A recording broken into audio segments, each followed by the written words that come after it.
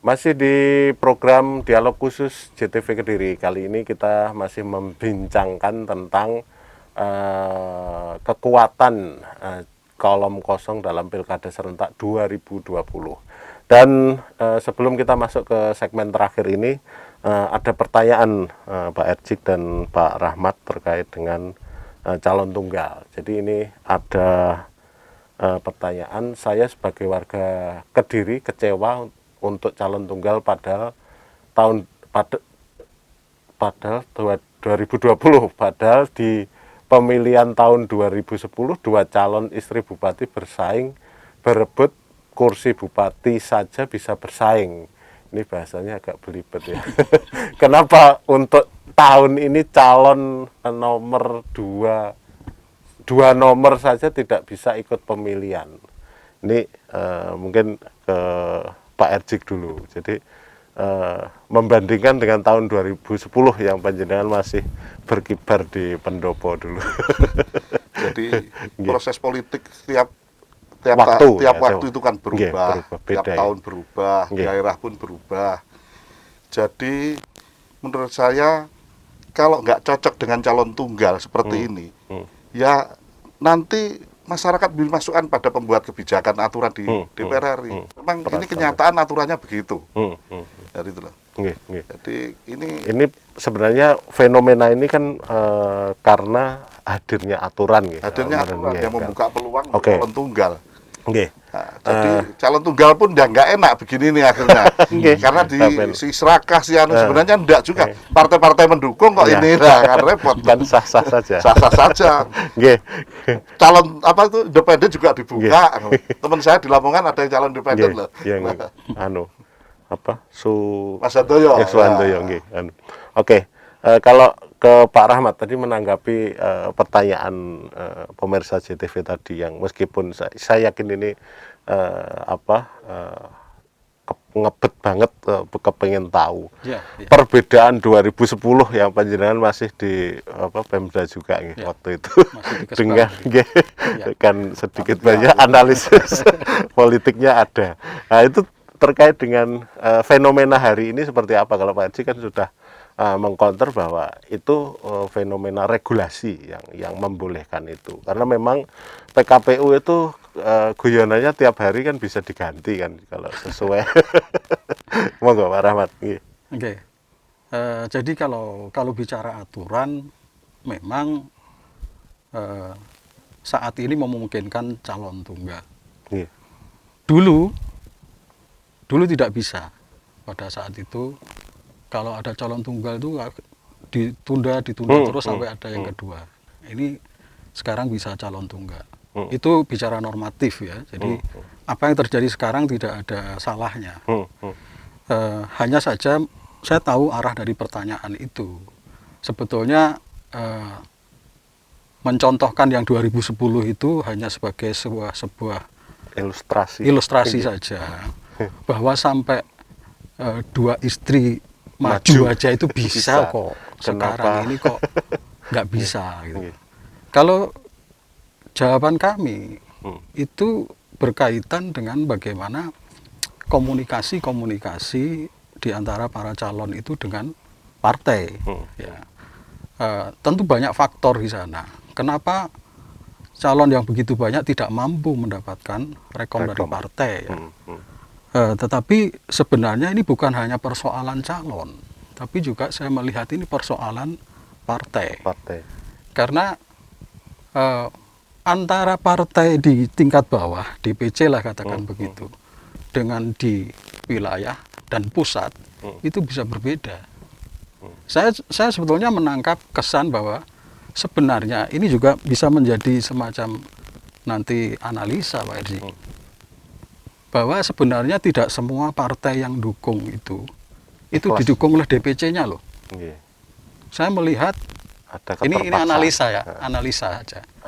Ada keterpaksaan. Sebetulnya DPC ini memunculkan calon si A, tapi kalah yang punya wewenang adalah pusat, kan begitu, DPP. Maka bicara soal sekali lagi munculnya hanya satu calon ini banyak faktor, ya.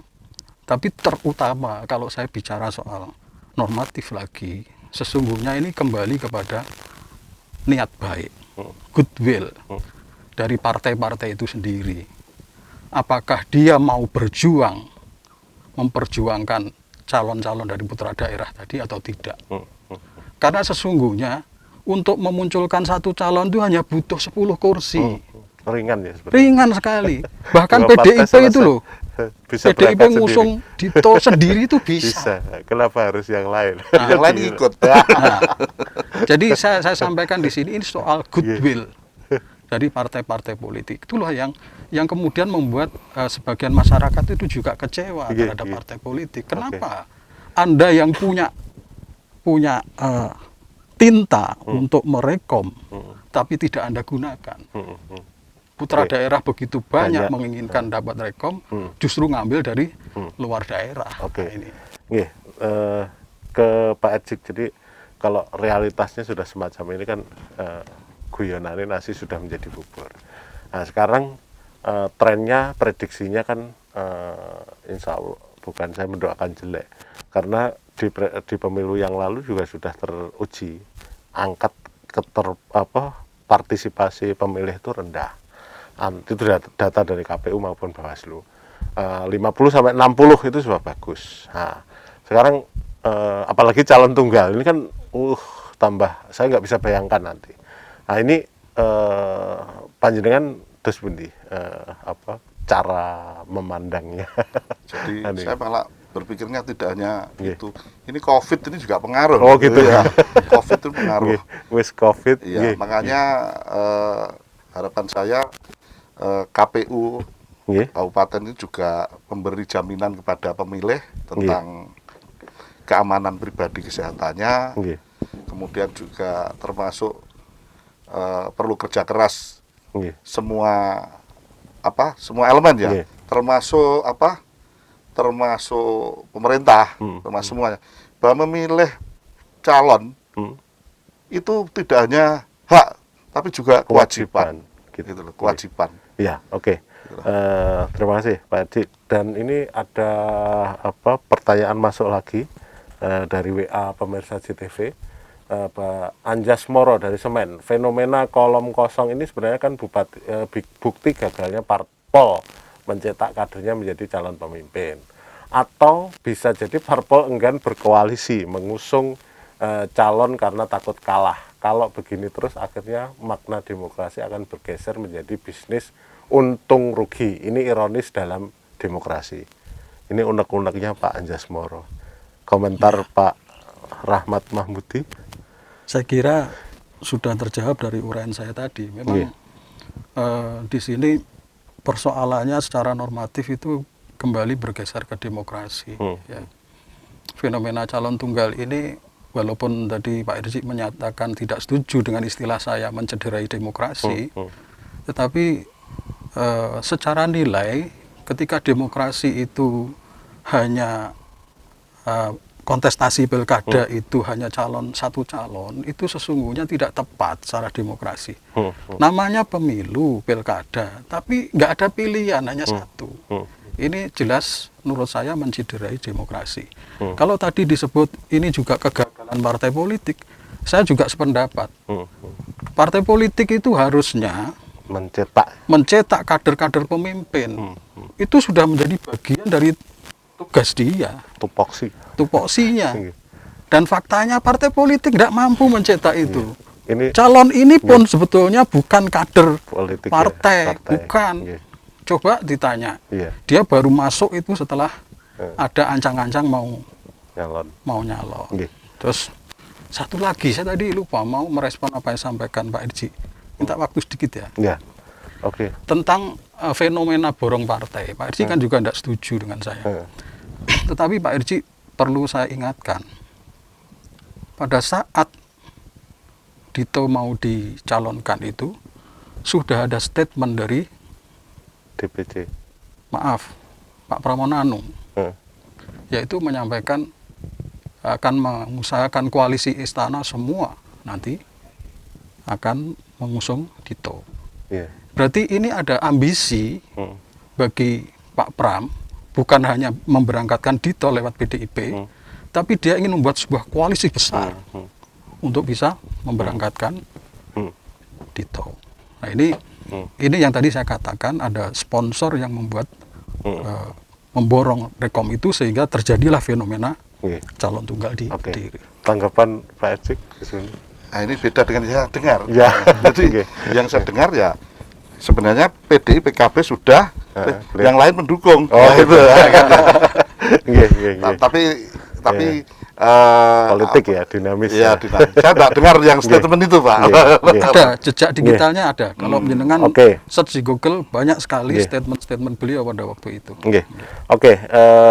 Sebagai karena kita terbatas oleh waktu, karena ya menarik sekali ini kalau dipanjangkan bisa 2 jam 3 jam membahas ini. Tapi kita karena keterbatasan waktu nanti kita bisa akan agendakan lagi diskusi ini.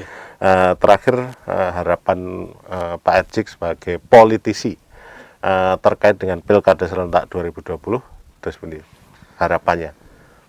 Saya berharap mari kita berijtihad politik. Memang ijtihad itu bisa benar bisa tidak. Tapi menurut saya lebih baik berijtihad daripada tidak, kan begitu. Nah, saya berharap masyarakat untuk tanggal 9 itu hadir di TPS. Karena itu kewajiban. Bukan sekedar hak, tapi kewajiban menentukan pemimpin ke depan. Terserah pilihan Anda itu kan hak semua, ya kan? Terserah. Saya juga menghormati pilihan yang beda dengan saya, Mas Rahmat. Syukur-syukur kalau gabung. Karena saya begini, harapan saya begini, Mas Rahmat ini orang pinter. Kalau di sini nanti kan bisa ngasih masukan. Siap. Gitu. Kalau dari Pak Rahmat, singkat saja, mohon maaf, silakan.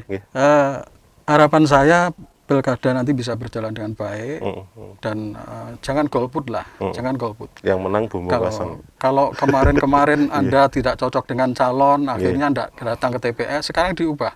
Kalau Anda tidak cocok dengan calon, tetap datang, coblos bumbu kosong. Siap, terima kasih. Jadi pembalasan. Menarik sekali diskusi ini ya.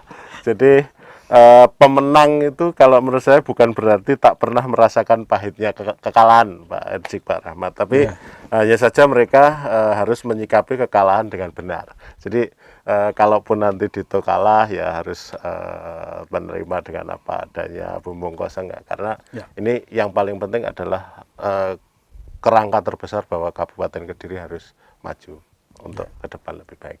Terima kasih kebersamaan kita di sore hari ini, dan pemirsa JTV di rumah.